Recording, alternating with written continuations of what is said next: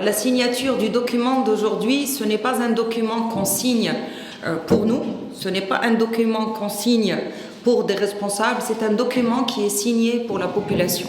C'est un document qui est signé, une collaboration qui a été élaborée pour améliorer les conditions de vie, le mieux-être et le bien-vivre des Centrafricaines et des Centrafricains. Et c'est toute la signification en fait de notre rencontre aujourd'hui. Certains parmi vous peuvent se dire pourquoi UNDAF Plus, à quoi il sert ce plus. Et ce plus, c'est un élément fondamental parce que c'est une démarche très particulière ici en République centrafricaine où en fait nous avons une approche totalement intégrée en tant que famille des Nations Unies.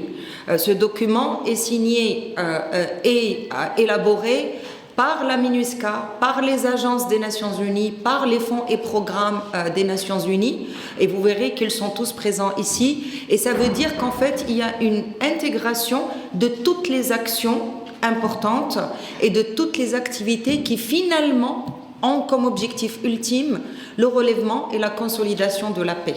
Et c'est une traduction d'une manière très claire de cet important lien, cette importante intégration, cette importante synergie entre les actions de développement, entre les actions de sécurité et entre les actions de paix. Vous connaissez certainement la fameuse citation de notre secrétaire général, M. Antonio Guterres, qui a toujours dit « Il n'y a pas de développement sans sécurité et il n'y a pas de sécurité sans développement ». Et donc ça, c'est fondamental. Une dimension très importante aussi dans justement la mise en lien, dans ces interfaces, dans cette intégration, c'est aussi avec tout ce qu'on fait au niveau humanitaire. Et je voudrais à cette occasion rendre hommage vraiment à tous les humanitaires qui travaillent et tous les acteurs de développement qui travaillent dans des conditions souvent très difficiles, ainsi que bien sûr toutes les troupes sur le terrain et qui œuvrent tous dans le même sens. Apporter justement cette tridimensionnelle composante développement, sécurité, paix avec l'humanitaire. Tant que des populations sont dans des besoins d'urgence humanitaire, ça veut dire que ce sont des populations qui n'ont pas la résilience nécessaire pour commencer à s'engager comme un architecte dans le développement et dans la consolidation de la paix. Et donc, c'est très important d'aller vers le relèvement. Et ce plus est exactement par rapport à ça. Donc c'est une action intégrée, coordonnée, en synergie, pour permettre à tous les acteurs de venir en accompagnement du gouvernement de la République centrafricaine dans le cadre des priorités nationales que le gouvernement a décidé, dans le cadre de consultation avec la société civile, avec les différents acteurs et dans le cadre bien évidemment d'une mise en œuvre et d'une action. Merci.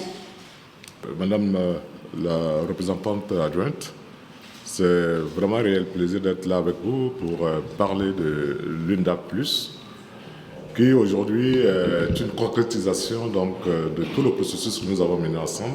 D'ailleurs, je profite au nom du gouvernement pour remercier tous nos partenaires, et plus particulièrement les Nations Unies, qui nous ont accompagnés dans la phase théorique. Là, ce document n'est pas un document des Nations Unies. Ça, ce sont des réponses aux besoins exprimés par la partie nationale. Nous avons travaillé d'une manière théorique, nous avons évolué ensemble dans la réflexion avec tous les acteurs nationaux qui ont exprimé les besoins de la population en détresse suite aux douloureux événements que notre pays a connus. Mais aujourd'hui, nous sommes dans la phase pratique. Aujourd'hui, cette signature vient nous faire passer de la phase théorique à la phase pratique, en tenant compte, n'est-ce pas, de notre document de relèvement de consolidation de la paix que nous avons tous élaboré et qui est soutenu par les trois piliers, notamment toutes les questions de paix et de sécurité, toutes les questions de redéploiement de l'administration et toutes les questions de relèvement économique à travers donc la remise en action donc, des secteurs productifs.